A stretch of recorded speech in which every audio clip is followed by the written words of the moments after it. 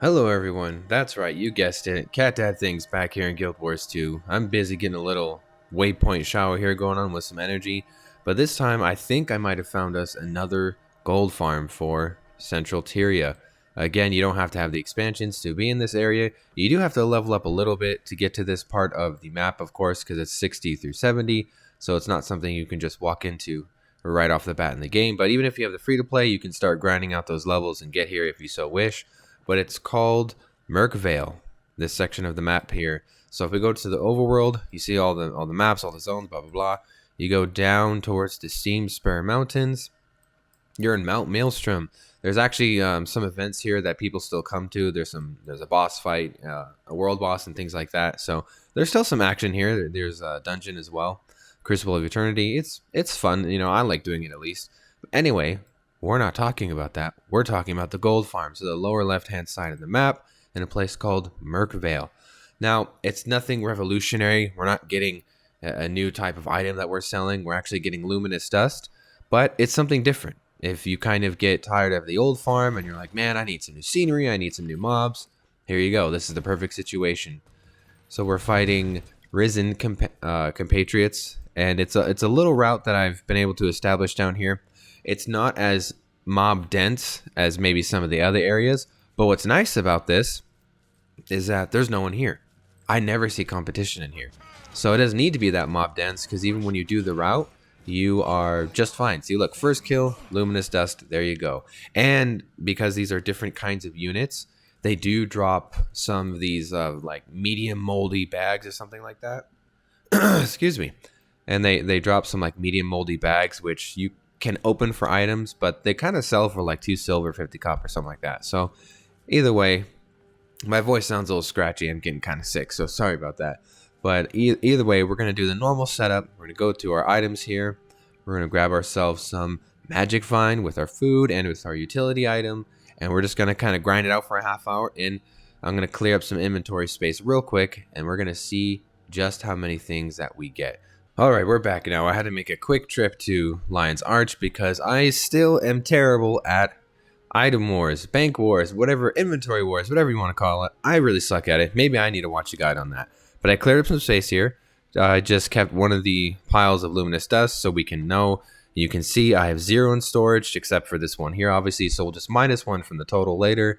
And I have my food and stuff here. I'm going to eat this instead. It's the same magic find, but I'm just doing it so I can get through this stack and then open up some inventory space for myself. So without further ado, let's start the farm.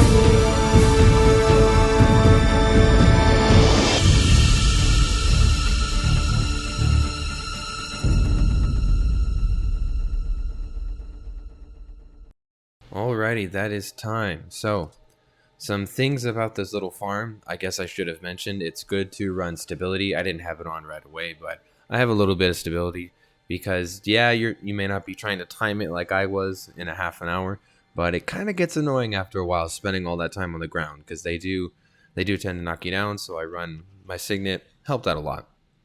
Anyway, let's check out and see what we got. So right off the bat, you can tell with the luminous dust, it's definitely not the same. The drop rate is just, it's not even close to being equal to the other farms, which is kind of a bummer, but I mean, it is what it is. It's something different. So let's see what we can get for this. Gold, 24 silver. Again, that's not that great. And I forgot to empty out my gold reserves. Oh no, that's okay. We'll just minus 6 gold, 92 silver. That's why we have handy dandy calculators. Woohoo! Anyway, let's sell that instantly. Okay, success, blah, blah, blah. We're just going to go through and, well, we can't sell that. We're just going to go through and sell everything that we can so we can get a grand total.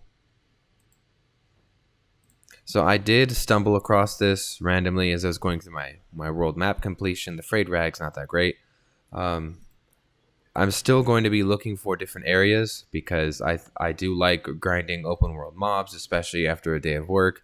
You don't have to think much about it. You can have something on. What is nice about these mobs is you do get more item drops, I feel like. So I guess it gives you like this weird potential for something really nice. So maybe this is a good farm if you kind of want the quote unquote potential of something good. Up to you.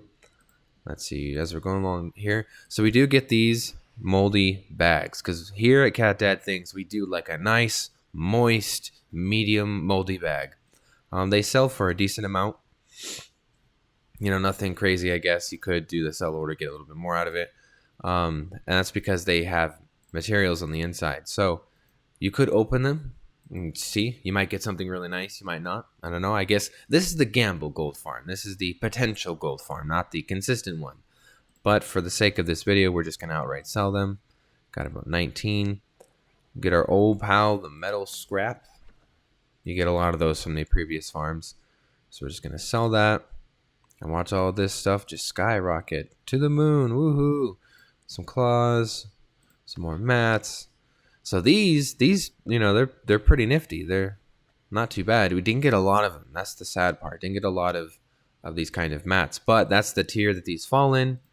So, again, you could, the potential is there.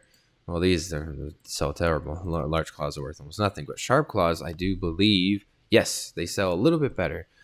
So, surprisingly, we're starting to see somewhat of an increase in our gold. That's not bad. All right, continuing on.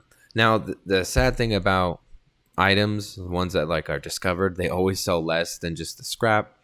It is what it is. So, it's nice if you get like maybe a rare item, you can sell that for some silver, but not the lower level ones, the uncommons and so on. So more mats, 7 silver. This is probably gonna be next to nothing. Oh, that was more than the other one. Wow, look at that. Rawhide leggings. So these never sell great as far as I can remember. Yeah. Even though they're a rare item, they're just not used, so they don't sell that good. Thick leather straps, though, that should sell decent, yes. Because leather is always a hot commodity. It's harder to come by than the other materials, so keep that in mind. More blues, woohoo, woohoo. All right, now, a pile of incandescent dust. It never sells that great. I think it's just because it's towards the level cap of dust that you can get, so people get lots and lots of it. So it's not really that lucrative to have. Berserker staff. Go Berserker stats. It's my favorite.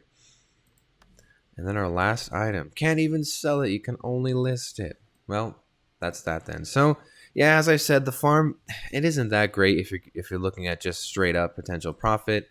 But it is something different if you kind of want to get a change of scenery. And like I said, this could be the potential gold farm. So let's take what we have. 9 gold. Right there, 32 silver, and we're gonna minus from 6 gold and 92 silver. So let's do 92 minus 32 to do 60, and then 3 gold. Well, that's easy to do. So we have 3 gold and 30 silver. Around that, if my math isn't great, I'm going to blame it on being sick, but times that by 2, 6 gold and 60 silver. So it's decent. You know, it's really nothing to scoff at, but it's a nice change of scenery. It's something to do different. I'm going to keep making videos on trying to find different gold farms, on just grinding open world mobs, because that's something I love to do, and I know a lot of people like to do it as well. I'll also include more videos about just doing events and easy metas and things that you can repeat, that give you a nice surplus of items or gold and things like that. But I do have some other works in the future for this channel, so if you do like the content that I put out so far, please do stick around. Don't forget to like and subscribe if you like this video, or if you like the content or things that I'm making. And also comment as well. Maybe there's a tip that you have that you can list for everyone, or maybe there's something that you'd like to see personally. You know, don't feel afraid to say in the comments. I do read them and I do respond to them. So thanks again for watching this video. I hope you guys have a good day, and I'll check you on the next one. Bye bye.